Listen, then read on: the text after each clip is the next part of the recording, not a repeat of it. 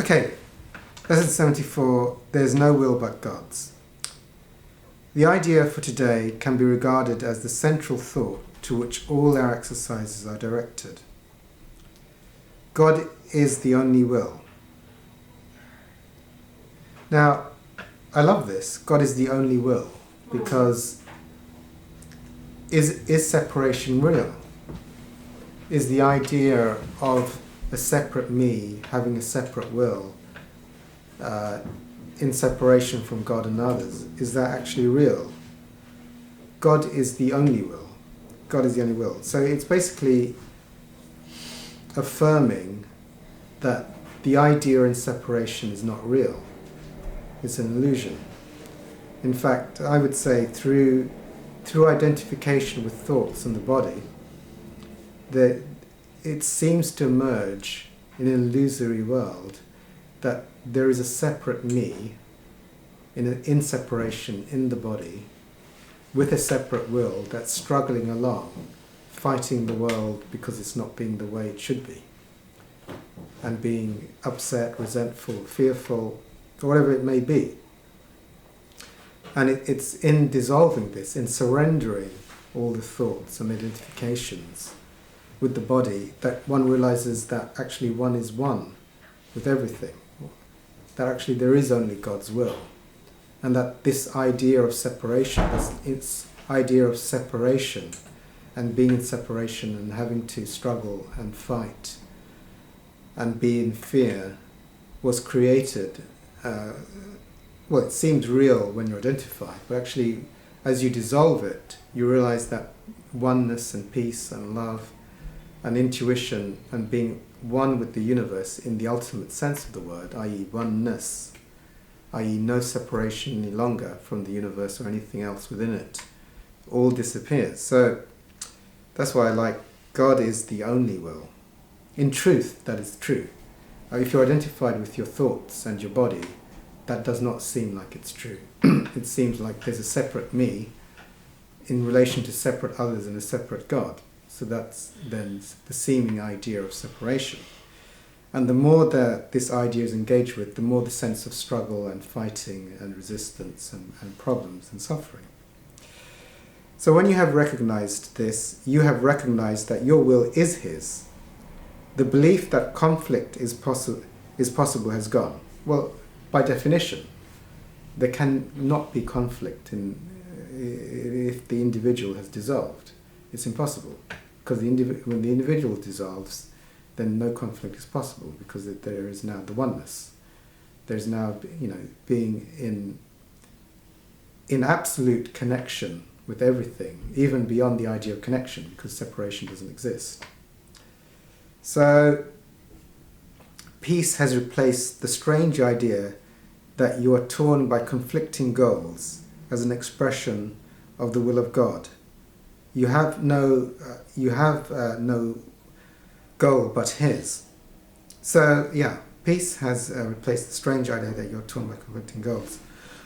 Conflict comes immediately upon separation.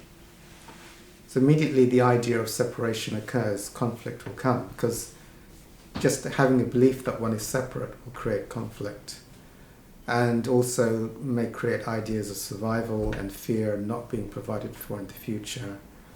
Also an idea of a separate self relating to other separate selves, and all the fear and control and struggle that would induce. So obviously, as soon as the idea of separation or thoughts of the body is touched, then conflicts will start to emerge. The greater the identification with the thoughts and the body, the greater the conflict, the fear, the anxieties, the fear of the future, all of these constructs start to occur. So as an expression of the will of God, you have no goal but His. So this is basically saying that if you see yourself as an individual,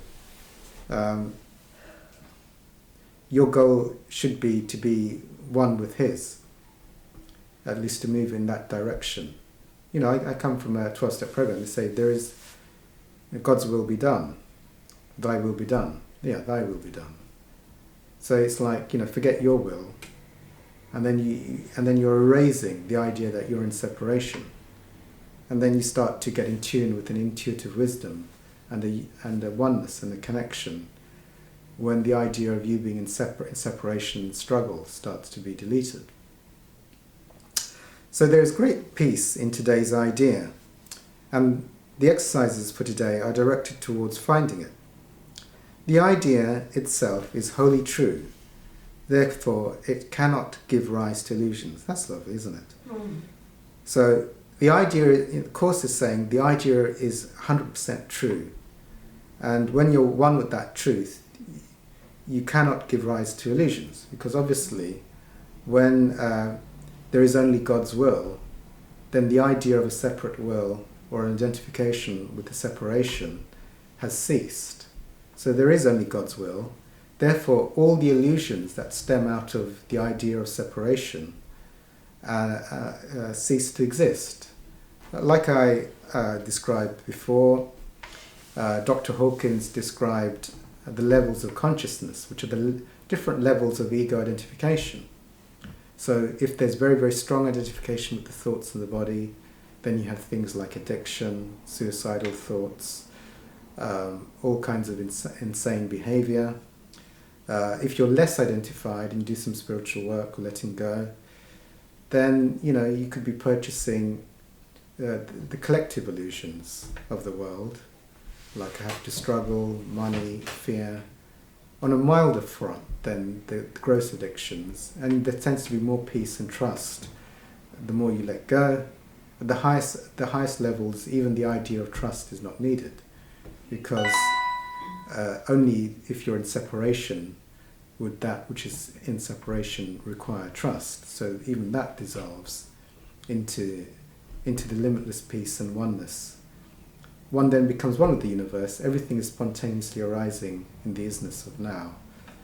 There is no separation. Only separation can exist because of identification with thoughts and body and the feelings. It creates an illusory identity of separation, being in separation to otherness. So that is already an illusion. One has fallen into illusion. Or as I would say, I think that's what Hawkins said was the hidden meaning, potential hidden meaning of the fall, when from grace, when one had the apple of duality, the apple of separation, and so one fell into a world of suffering. So without illusions, conflict is impossible. I mean, that's kind of obvious if you're in the true state, because you sort of see identification with separation is the problem. Yeah. So let us try to recognize this today and experience the peace this recognition brings. Just to say there is no will but God's, should bring peace. You see, like everything here right now is perfect. No self-will or no labeling or no right or wrong, which the ego does, or how does the now relate to me, all of that is gone. So there is just now. So begin the longer practice periods by repeating these thoughts several times slowly and with firm determination to understand what they mean and to hold them in mind. Yeah, there we go, hold it in mind. Of course it's saying to hold it in mind, that's funny. So, there is no will. I think the lesson is there is no will but God's. Yeah, there is no will but God's. So it's asking you to firmly, basically it's asking you, keep holding that. There is no will but God's. There is no will but God's. There is no will but God's. Until the idea of a separate will, God will reveal to you what the true meaning of that. What creates the idea that there's a separate will from God. It will be revealed the more you say it. It's like an invocation for you to realize the truth that there is only one will. The idea that there was a separate will starts to dissolve, you see. So if there was, for example, if I was in separation right now, I'd say, this room is wrong as it is. Everything in it shouldn't be as it is. The temperature's wrong, this is wrong, whatever it is. So that's a separation. That's not. that's not, there is only God's will. If there's only God's will, actually you can dispense with the idea of a self-will. It's not required any longer. So then spend several minutes in adding some related thoughts such as, I'm at peace, nothing can disturb me. Now I think this one is really,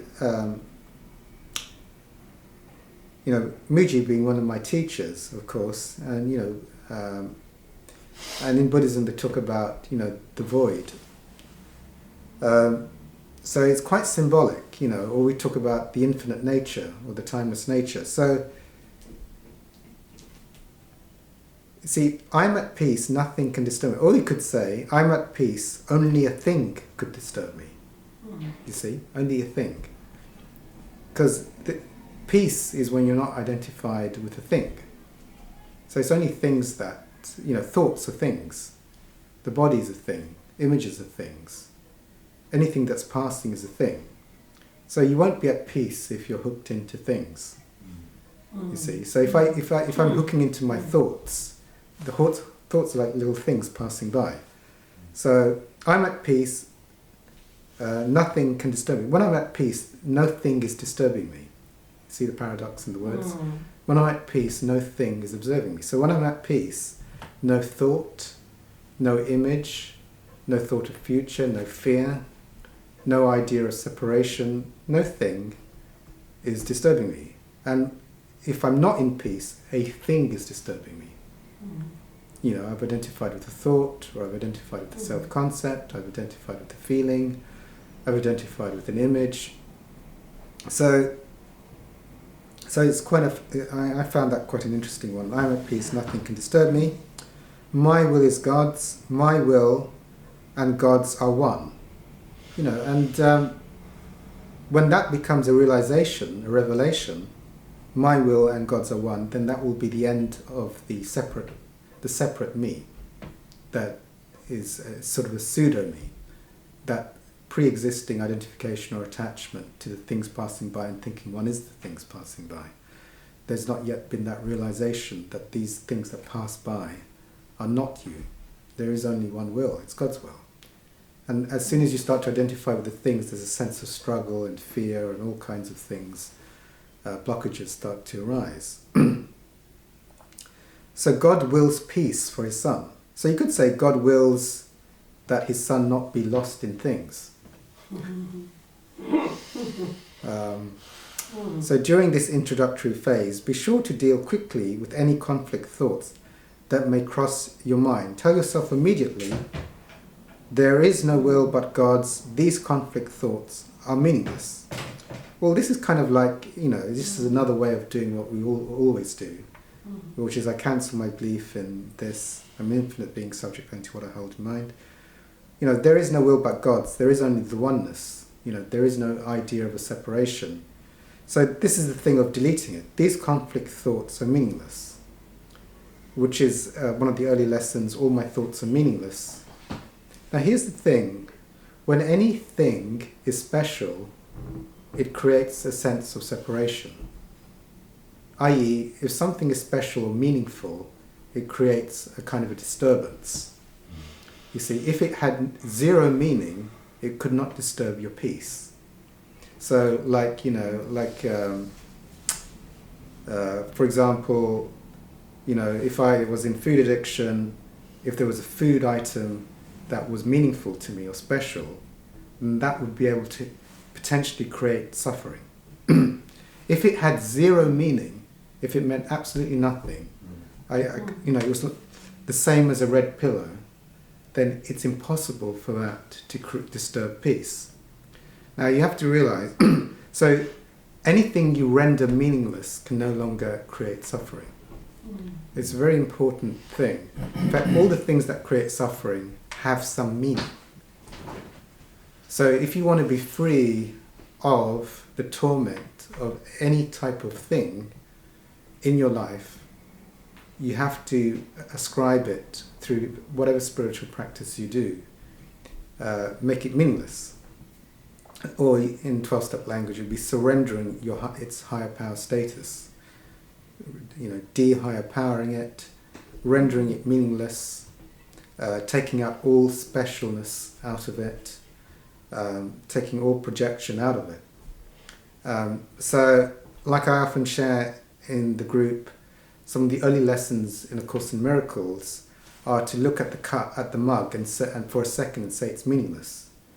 Like, let's say I had a food item, like a donut or something. I could have a donut on the table, look at it for 1 second and say it's totally meaningless, and then look at the pillow for a second and say it's meaningless, and then look at the light bulb for a second and say, so whatever images or whatever objects is to, like, is to just say it's as equally meaningless as the table, and look at the table as equally as meaningless. And as you do that, you're like extracting, like, you know, like I wouldn't want to chew on a table because it's too it's boring. It has no projected value or meaning or any association with it. So you strip those off.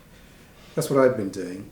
With anything, you know, for me, the more meaningful an object is, whether it be a thought, a person, a place, or a situation, the greater the attachment and the greater the potential for suffering. So if there's one conflict area that seems particularly difficult to resolve, single it out for special consideration. Think about it briefly, but very specifically. Identify the particular person or persons and the situation or situations involved, and tell yourself, there is no will but God's. I share it with Him. My conflicts about X cannot be real. And here we've got another one. So it's saying be specific with whatever object you're latched onto, whatever thing you're latched onto. And then say, there is no will but God's. I share it with Him. My conflict thoughts about, let's say it be money. My conflict thoughts about money cannot be real. It's just another way of doing what we do in the group. You see, it's not real. It doesn't exist. Just delete it. Forget about it. Take all the meaning out of it. So it's not real. Because anything of conflict is like an identification with some type of thing, you see. So as you delete that, it releases your hold on it. So after you've cleared your mind in this way, close your eyes and try to experience the peace to which your reality entitles you. Sink into it and feel it closing around you. There may be some temptation to mistake these attempts for withdrawal, but the difference is easily detected. If you are succeeding, you will feel a deep sense of joy and an increased alertness, rather than a feeling of drowsiness and enervation. Now this is really a very important bit that the Course talks about. You know, a lot of people feel like if you go to the observer, or you're in the place of watching your thoughts, you become like a detached robot, or a withdrawn robot. Yeah. You know, what's the difference between suppressing and actually surrendering? You see, like I sometimes say in the group when I do self-inquiry, what's observing the feelings? What's observing? Now, if you're, I mean, when you're doing authentic spiritual surrendering, this passage describes how it will be after you do the exercise. So sink into it and feel it closing around you. There may be some temptation to mistake these attempts for withdrawal. Like, am I going to withdraw from my life if I let go of my identification with my thoughts and the body? But the difference is easily detected. If you are succeeding, you will feel a deep sense of joy and an increased alertness, rather than a feeling of drowsiness and enervation. So if you do spiritual work in the wrong way, you'll feel drowsy and tired. But if you're doing it in the right way, you'll feel alert and have more joy.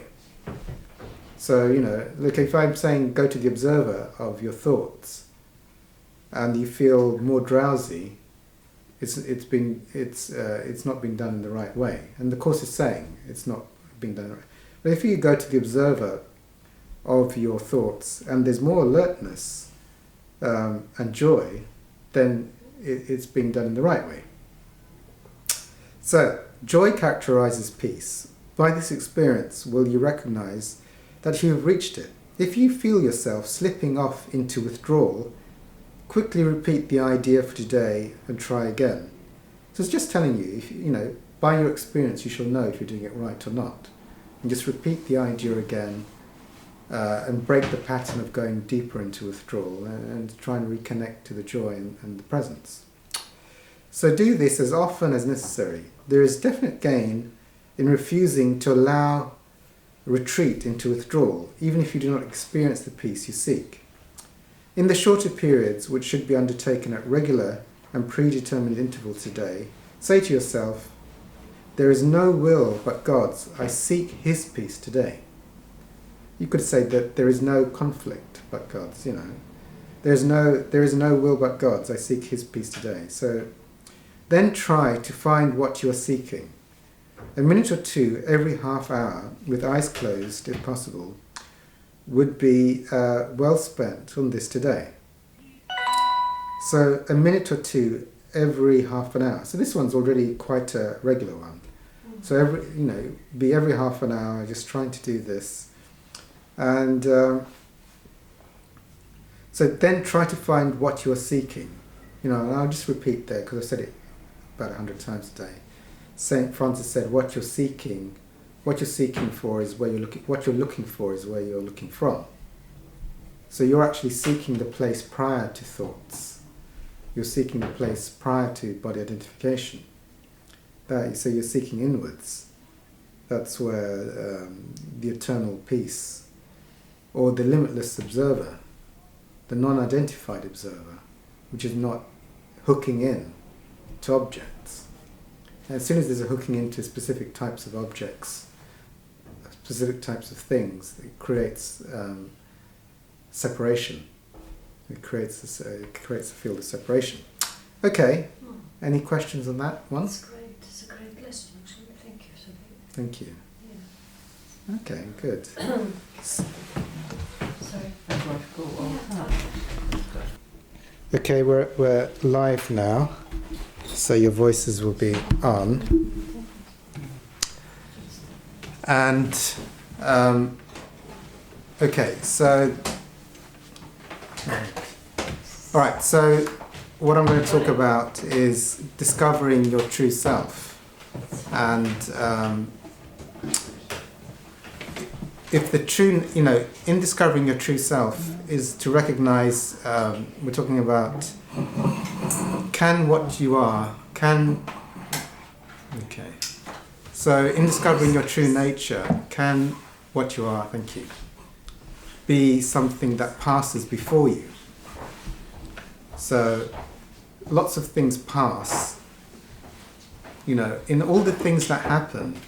Like one of the things that I find helpful is to realize that if you have a phenomena that can come and go, then something is here which witnesses it, which is observing.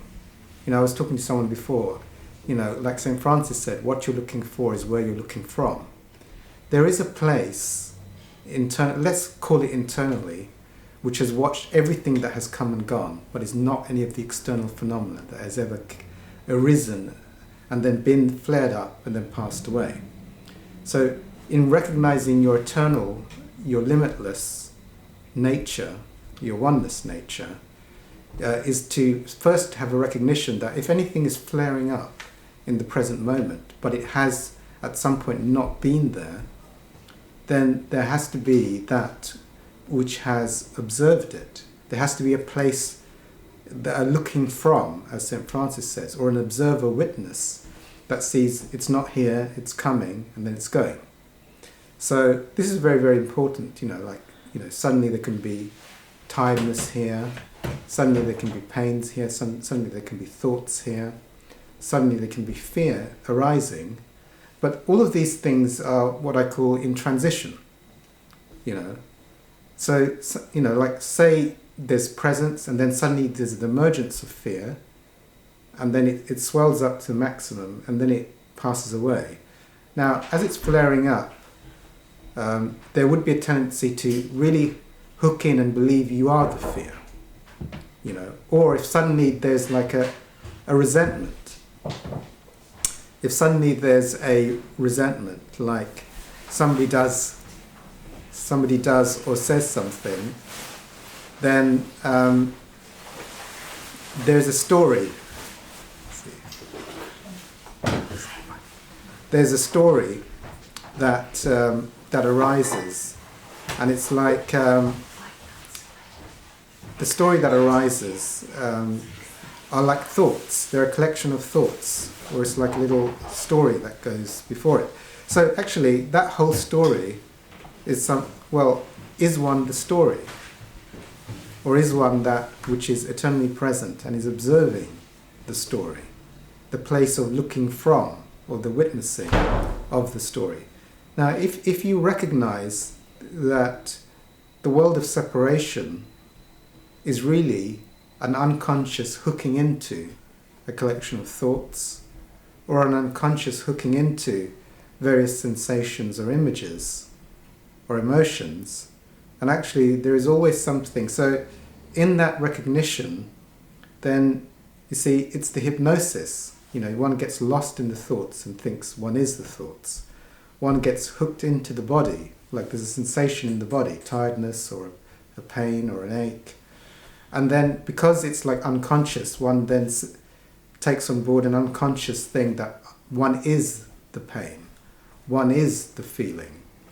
So in clarifying this, it's like as soon as you start to do A Course in Miracles, you realize that there has to be something here which is before this, which is actually here right now. Even if a thought is right here right now, something is watching that thought, which is not the thought.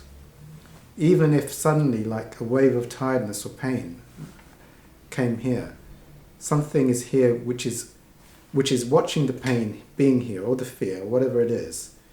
And in just that little recognition of what I've just said now, then there starts to be a detachment. There starts to be a recognizing of a space which is prior, which is before the passing thoughts. So some detachment from being the thought starts to arise, or some detachment from being the pain in the body starts to arise.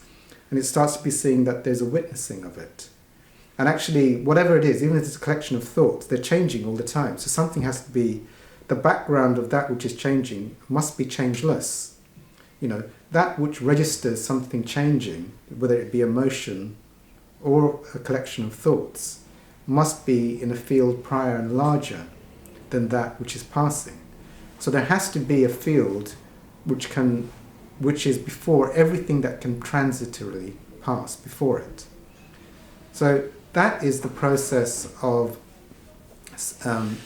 inquiring into your true nature, or going towards the looking from place. What is the ultimate looking from place, which is not buying into a story or a picture or a feeling or anything. Now, in what I've just said, if one holds that regularly, you see, then you realize how far down the rabbit hole you are. You see, because obviously if you believe you're your thoughts, then you're stuck in a vicious cycle of more thoughts perpetuating more thoughts. Or if, for example, there's a pain in the body, if you're hooked into the pain and believing it's real, then you're not trying to be in the place of looking from. Is that which is observing, or the place prior to the pain, in pain? Very important question, because you realize it's a spiritual experience that once you are in the place of witnessing the pain doesn't have any effect on the observing of the pain. But when you're attached and into it, or unconscious, then it's like the pain is real and you are in pain, rather than the pain is just being observed to be transitorily passing before what one is. So that is the process. I mean, in what I've just shared, if that becomes so I was talking to someone before this group, the orientation is inwards. If it's philosophy of life. Rather than being constantly mired in the stories passing by, constantly mired in what's happening in the body, is there something that observes everything that happens in the body, but is not of the body? Now, my experiences around this are that as soon as I just in invoking what the realization I've just said, I quickly start to detach, and quickly there starts to be healing and peace starts to come in, because I'm no longer just locked into unconscious engagement with the thought stream or what's happening in the body. I'm now at the process of trying to be in the place from, looking from, or observing. You see, is the observer. It's like one of the best metaphors for me is like going to a cinema. You see, if you go into a cinema and there's a horror film on, and you become unconscious when the horror film is on, then it's suddenly like you're in the middle of the horror film and you're in the middle of it, the whole roller coaster of what's going on. If you suddenly like detach from being identified with the screen, suddenly you can realize there's a sense of peace, and actually the horror movie has no effect on you as soon as you detach from it. In fact, you start to go towards peace, light, happiness, and presence, because you're not hypnotized into being that which is out there. So, that's a gross level in a movie screen, but also you could say you could be hypnotized into the circus of your thinking, or you could be hypnotized into the sensations in the body. And like I've shared many times, like with Muji, I once went in. I had kidney failure at the time. It's actually a video that's on my YouTube channel. And, he just asked some questions about what's observing these physical symptoms, and they all disappeared. Because that which observes the symptoms, that which is observing without attachment, is actually not the symptoms. These symptoms are just passing by. Also, that which observes all thoughts is not of thoughts. So there is something that is not of thought, which observes thoughts, which is not thought. So as you start to recognize, as you start to get this, these are spiritual experiences, they start to dissolve what I'd call the habitual addictions. They're habitual addictions. And, I come from an addiction background, food addiction. So it's like there's a constant need to get absorbed and lost in things. There's the gross levels, you can get lost in food addiction or lost in workaholism. Those are the gross external ones, but then there's the subtle ones internally. To constantly being lost in the field of thoughts, to constantly being absorbed into extreme body identification. And the experience has been that as one goes into that place of limitless presence and peace, then it's like a lot of these illnesses and things start to disappear. It's because it's like the more you're addicted to your thoughts, the more thoughts you get. It's a paradox. And you can't use thinking to get out of thinking. If you use more thinking to get out of thinking, you're still in thinking.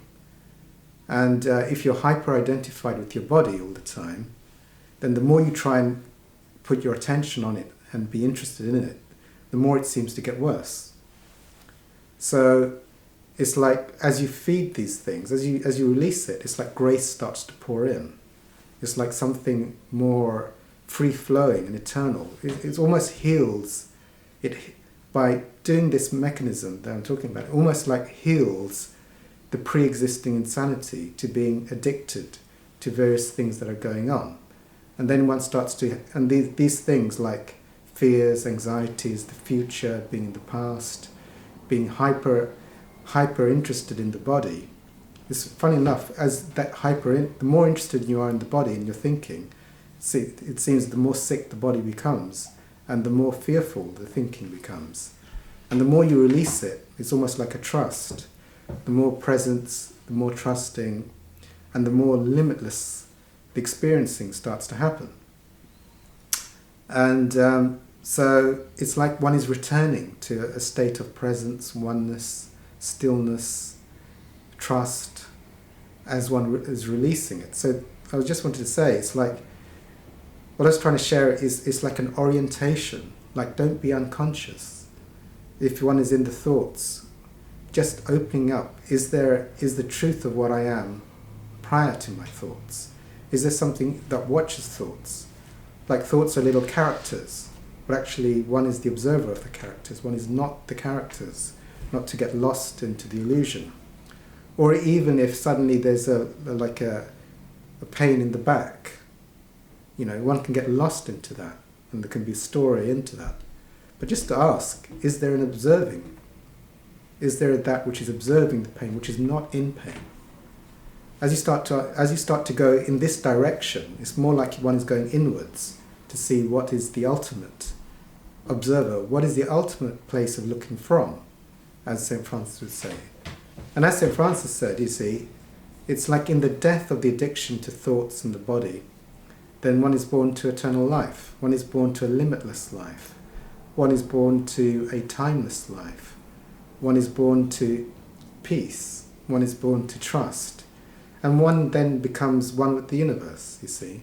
This idea of separation and being in limits and being disconnected from the universe, it starts to dissolve. So I wanted to say that just because of to share that from the thing of to try and get a recognition during the day of which direction you're going in. Are you getting lost, more and more absorbed in your thinking and trying to use more and more thinking to solve life? Or are you getting more and more identified with your body? But then my experience is that actually healing comes by actually going in the opposite direction. Rather than being lost in more thoughts, what's actually observing all thoughts and is not of thoughts? What's the place of look? What is the place that looks at thoughts passing? Is that a thought? Or is that something more still, more eternal, more present than the thoughts? Is that which is heavily hooked into the body? Is that which is observing these things? Like suddenly there's a knee pain, for example. Well, is the knee pain me? Or is that pain that suddenly arose being observed and then passing is the place of observation in pain? So this is what I call my spiritual direction, is always to go more inwards, not to get more hooked into the outward world. That then dissolves, because this whole construct of fear and separation and pain is done due to this addiction outwards. So as you unpeel the layers, you see, so for me it's like, talking about St. Francis because I talked about him today. So St. Francis is basically saying go inwards. As you're dissipating your prior identifications, the more you identify with the external, the more you go into suffering. The more you go into future, into pain, into financial fear, into I'm not connected right now, I'm not happy right now. There's a lack of trust, there's a feeling of disconnection. All of these things arise because of too much identification externally.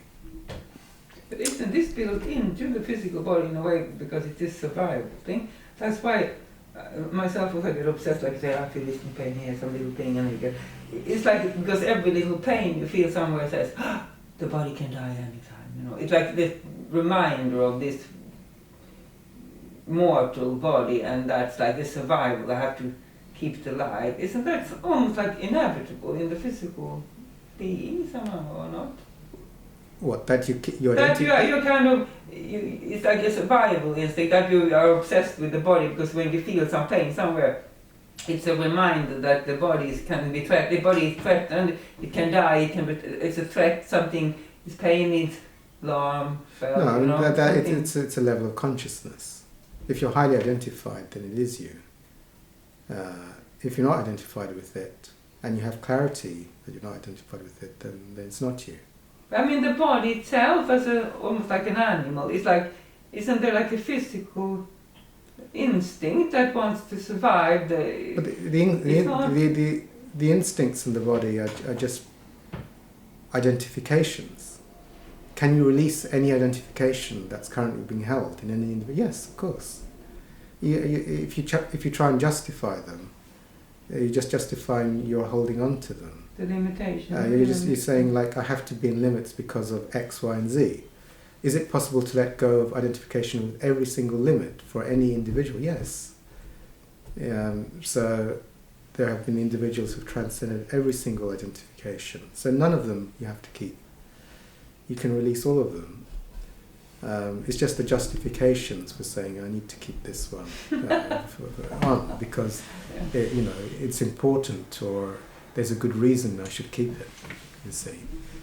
So, okay. So for the next bit.